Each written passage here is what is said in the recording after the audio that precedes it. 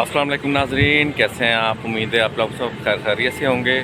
Welcome to my channel देसी लोग देसी शौक में खुश आमदीद आपको।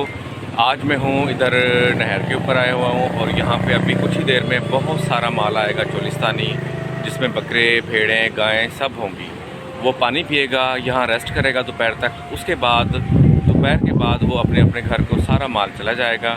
अभी मेरे साथ एक छोटा सा बच्चा है जो कि माल लेके आया हुआ है। वो अपने माल को पानी भी पिलाएगा और उनको इधर ठंडी जगह पे दोपहर को रेस्ट भी कराएगा। तो आए उससे थोड़ी सी बात करते हैं।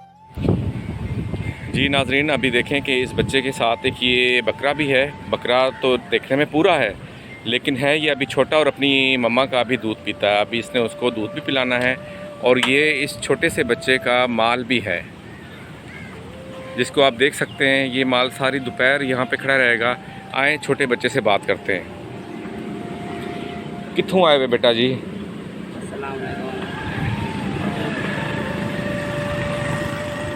हाँ, कितने बकरियां हैं अपने कोल?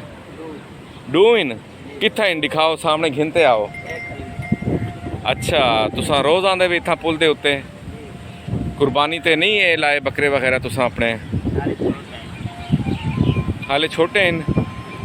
अच्छा अच्छा।